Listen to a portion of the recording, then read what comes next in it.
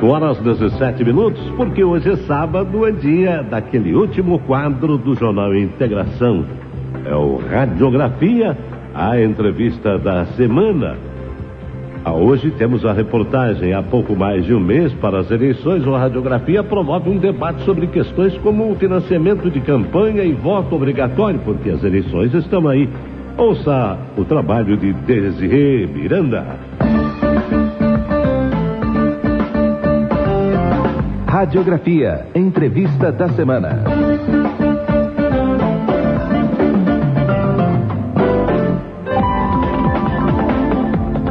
As eleições estão aí e o Brasil vai eleger neste ano presidente da República, governadores, senadores, deputados federais e estaduais.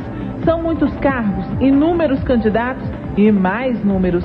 Tudo isso aliado a um sistema eleitoral confuso, com regras diferentes para cargos majoritários e proporcionais, que deixa dúvidas em boa parte da população. Diversas propostas de reforma política são discutidas, mas nenhuma até agora foi aprovada. Que mudanças são necessárias para que as eleições no Brasil sejam mais claras e mais justas? Sobre este assunto, eu converso com o cientista político e professor de Direito Eleitoral, Diogo Cruvinel. Diogo, bom dia. Muito obrigada pela gentileza de entrevista aqui no Radiografia. Bom dia, Desirê. É um prazer falar com a Inconfidência, com você e com os ouvintes. O prazer é nosso. Diogo, nós temos eleições esse ano para governador, presidente, deputado estadual, deputado federal e senador. A população às vezes demonstra uma certa dificuldade de compreender por que uma eleição com tantos cargos, a diferença entre eles. O nosso sistema eleitoral, como está hoje, ele é confuso para o eleitor? Certamente, é bastante confuso. Inclusive, dos temas propostos nos vários projetos de reforma política que tramitam no Congresso seria, inclusive, unificar as eleições, incluindo o vereador e o prefeito também nas eleições gerais, fazer uma eleição a cada 4 anos, né? Com todos os cargos. E eu não vejo com muito bons olhos essa proposta, não, porque se da forma como é atualmente já causa uma confusão muito grande nos eleitores, imagina incluindo mais esses 2 cargos em âmbito municipal. Então, o eleitor fica confuso mesmo, e com toda razão, porque nas eleições são escolhidos cargos majoritários e cargos proporcionais, cujas regras para a eleição são bem diferentes de um para o outro, né? Então, é muito fácil explicar como acontece a eleição para cargo majoritário, né? Os mais votados são eleitos. A regra é simples. Agora, para os proporcionais, aí já complica um pouco mais, né? Porque a ideia da eleição proporcional não é de eleger aqueles candidatos cuja maior parte do eleitorado escolhem. É tentar refletir as clivagens sociais e as diferentes ideias dos eleitores no parlamento. Então, tentar colocar representantes, inclusive das minorias, né? E é por isso que se faz um voto proporcional.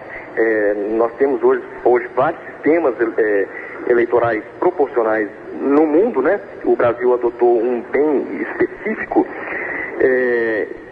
visando justamente essa representatividade das minorias no parlamento. Então, eu entendo que o eleitor tem toda a razão em ficar confuso com essa variedade de cargos em disputa numa eleição.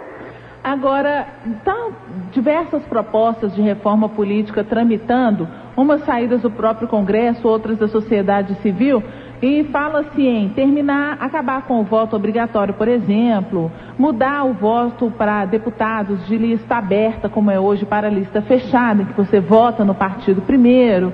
E financiamento público de campanha, que é um dos debates mais acirrados que a gente tem, tudo isso facilitaria.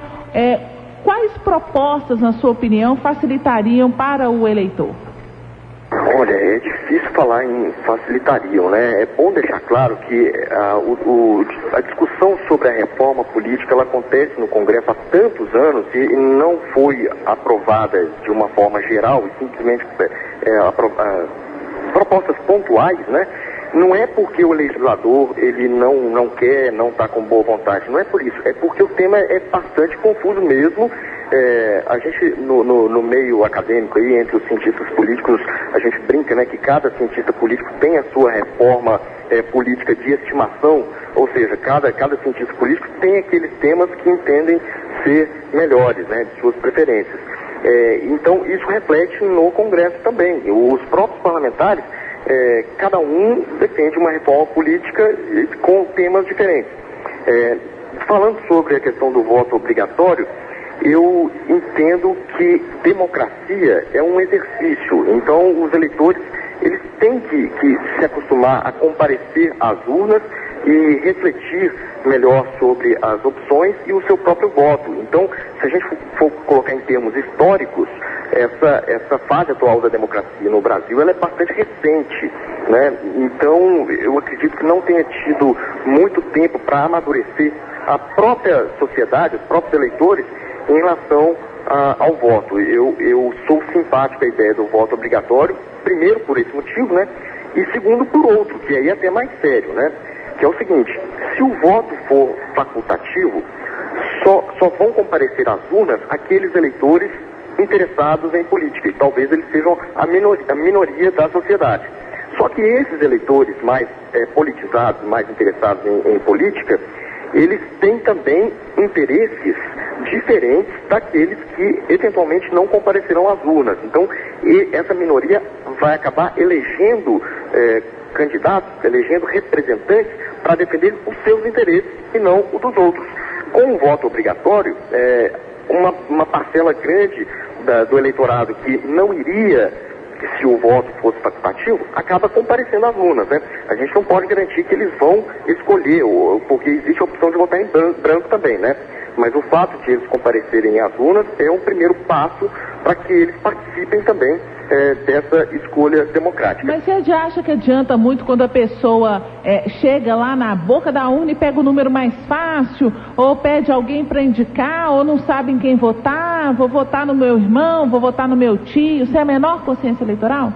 Não é o mais adequado, né? O adequado seria que os eleitores aproveitassem esse período que nós estamos vivendo agora de campanha política, né? Das campanhas eleitorais, e se informassem melhor sobre seus candidatos. Tá? Então, eu imagino que se o voto fosse facultativo, então, por outro lado, né, pensando do lado bom agora, os candidatos, além de ter que mostrar as suas propostas, as suas ideias, eles teriam também uma obrigação de tentar convencer o eleitor a ir às urnas, né? Então, não pode ficar muito naquele discurso vazio com o voto obrigatório, porque sabe que o eleitor vai comparecer à urna de qualquer jeito, né? Então, ele teria esse ônus a mais de, além de mostrar suas propostas, de convencer o eleitor a sair de casa no dia da eleição e votar. Então, por esse lado, eu vejo como sendo positivo, né? Agora, eu entendo que não é a melhor maneira de se votar, é essa que você colocou aí, né? Do eleitor chegar no dia da eleição sem saber em qual candidato votar e pegar um número que tiver mais fácil ali, né? Uhum. Agora, Diogo, falando de um tema bastante espinhoso, que é a questão do financiamento de campanha. Hoje ele é feito por empresas privadas, e isso leva a uma série de discussões sobre a relação do político eleito com essas empresas depois, né? E, em contrapartida, tem a proposta do financiamento público. Queria que você desse uma pincelada aí. Qual que é a diferença e qual seria melhor para a gente hoje no Brasil, para a nossa realidade? É difícil apontar qual que seria melhor, né? O que existe hoje é o chamado financiamento misto. Então, existe tanto dinheiro público quanto dinheiro privado nas campanhas. Então, ele não é exclusivamente privado, não. Hoje em dia tem as duas formas, né? Inclusive, em relação ao financiamento público, os candidatos e partidos, eles veiculam o horário eleitoral gratuito nas emissoras de rádio e televisão, ou seja, eles não pagam para veicular, eles pagam para produzir os seus materiais, né? E as emissoras, elas têm uma compensação fiscal. Então, na verdade, não é tão gratuito assim, não. É gratuito para os partidos, mas a sociedade paga. Existe diversas propostas de financiamento saindo desse modelo atual, né? E eu sou simpático a uma delas, de que o financiamento seja feito pelas pessoas físicas, mas não pelas pessoas jurídicas. Esse tema está em discussão no STF, inclusive a votação já está em 6-1 para que seja declarado inconstitucional o financiamento de campanha por pessoas jurídicas, né, por empresas. Esse julgamento não chegou ao fim ainda, mas o placar já definiu, né, uma posição. E eu particularmente, eu sou favorável a esse modelo, né. Agora, mesmo com a questão do financiamento privado de campanha feitos por pessoas jurídicas, por pessoas físicas, eu entendo que deveria ser aplicado um teto nominal, um valor nominal como teto para doação, e não um valor relativo igual é hoje, né, de 2% do que a pessoa recebeu do faturamento. Do faturamento para a empresa, né? Uhum. E daquilo que a pessoa recebeu no ano anterior. Da renda dela, exatamente. Então, hoje em dia, a pessoa jurídica é até 10% desculpa, ao contrário, né? Então, eu sou a favor de aplicar um valor nominal. Por exemplo, R$5.000 para todas as pessoas. Porque do jeito que é hoje, quem ganha mais, ou fatura mais, acaba contribuindo em vantagem, né? Uhum. Agora, Diogo, todas as propostas, pelo que você tem apresentado, tem prós e contras, tanto do que a gente já tem hoje, quanto do que pode vir aí. O que é que falta para que a gente possa realmente confiar nos políticos e na política no Brasil? É fiscalização, é o combate à corrupção, é a conscientização? O que é que falta? Talvez uma proximidade maior entre a classe política e a sociedade. Eu imagino que esse modelo de democracia representativa, ele é bom, mas ele não é suficiente. É preciso a gente evoluir na questão da democracia participativa também, né? Então, os eleitores, durante os mandatos, e não apenas na eleição de seus representantes, eles participarem também das decisões que são tomadas com atos de gestão pública mesmo, né? Eu acredito que essa proximidade do eleitor com a classe política, ela favoreceria bastante, até para desmistificar, né, e não criar um rótulo na classe toda, né? Porque existem bons políticos também, existem políticos sérios, e esse distanciamento às vezes causa essa imagem negativa que atinge também aqueles políticos que estão interessados em exercer o seu papel ali de uma maneira séria. Aí a gente coloca todo mundo no mesmo saco, né?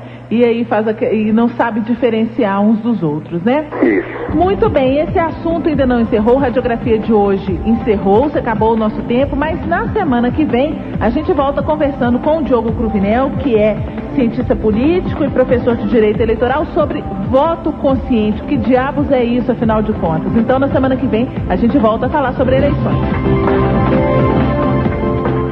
8h30.